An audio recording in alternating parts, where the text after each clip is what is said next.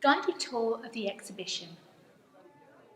The exhibition begins as you cup the headphones to your ears. You may detect the previous wearer's scent, something oud or patchouli, a little deep earth charging the plastic. Push through the stout doors into the twilit corridor, sealed with the pelts of dark-time beasts. Remove your shoes and socks. Now place them in the hands provided. Now gather yourself.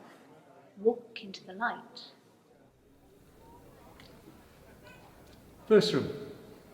This is your acclimatization chamber. You may experience a little discomfort at first, a certain sweating, increased heart rate, thirst. Slowly now. Take deep breaths. Relax. The exhibits won't harm you, they merely want to play. The brochure you have will give you all the facts. There are bones, of course, but you were expecting that. Some minor fluids, the odd flash of light, just enough to give you a mild fright. It's good for you. It's one of the good places of the earth and one of the last to be seen in. It's lovely to see such bright, expectant faces.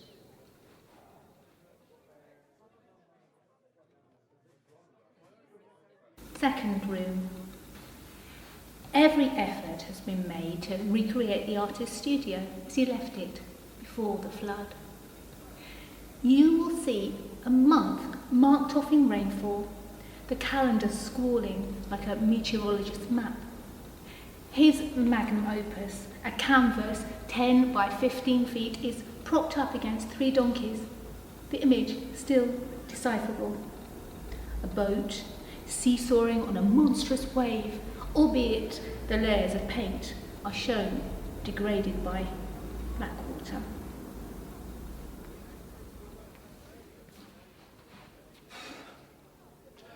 Third room.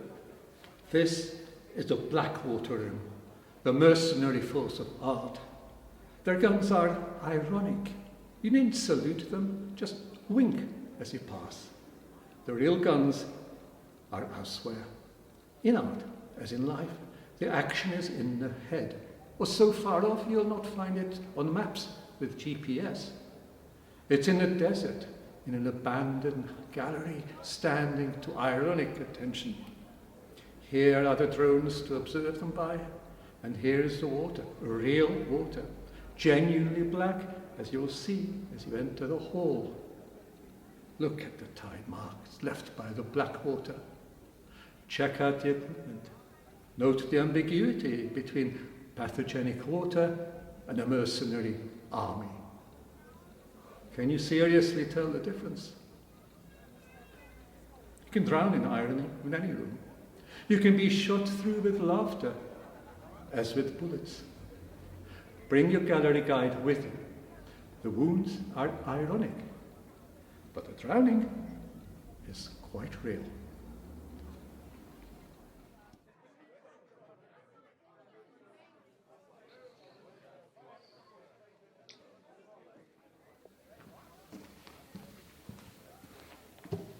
Fourth room.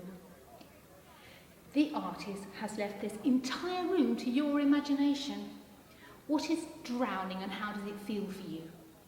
An exhibition is nothing after all without the beating hearts, the feasting eyes, the restive souls who haunt it. If you experience drowning as Vanta Black or any other common or garden absorption, such as that borne by Saturn's children, then this room will be no fun for you. Please resist the urge to remove the headphones. The opposite of the tour is silence, and if you fall into silence, that too is a kind of drowning. Anyone will tell you. The emergency exit, if you have imagined one, is on your left. Remember, you are in control here. You should not be imagining growling behind the door unless you have a highly self-destructive streak.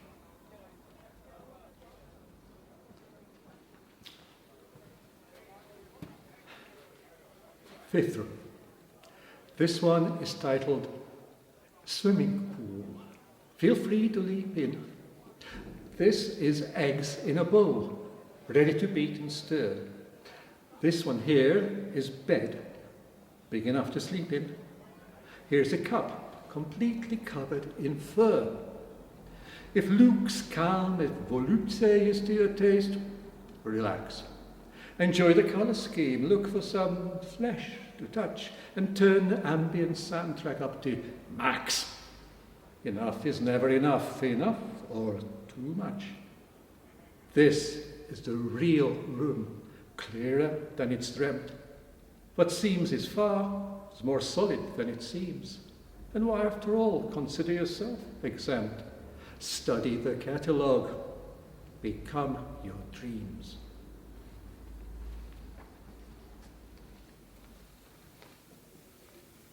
Sixth room. This room is built on 6. 6 is a perfect number, a harmonic divisor number. And you can trace the glyph for 6 way back to 3 BC. 6, it seems, is older than God's milk teeth. To construct their efficient hives, bees first form bee-sized cylinders of wax until heat, whipped up by their bustling, melts the circles to strong hexagons. This shape is also utilised by human engineers. This room is interactive, and we invite you to place your bodies in the cylinders provided. You'll get quite the workout softening the wax, but sixfold and sextuple joy to be entirely girded by that crowning form.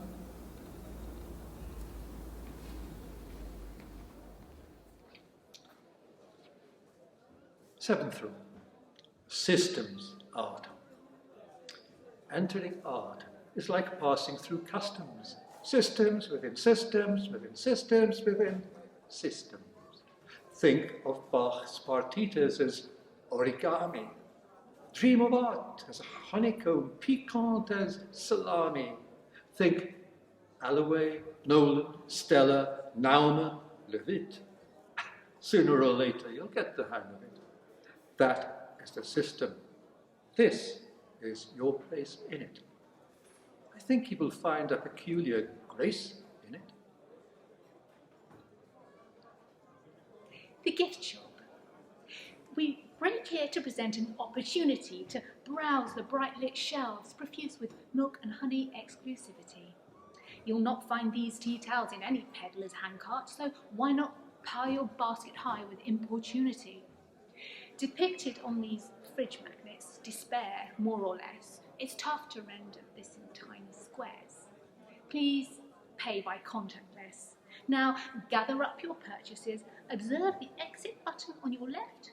Got it? Press. The gift shop advice note. Everything here is authentic, even the imitations, especially the imitations we must stress. Art was autographed once, 0 limitations. The photograph of a photograph is not less than a photograph, but more. Bear in mind that the last version of the previous last is the version to address. So you may wander in and browse, but not so fast. Browsing adds value. And as for your own worth, the self that first entered the shop has already passed its sell-by date and has been doing so since your birth. Buy something now and keep buying. Buy more before the space junk crashes down to earth.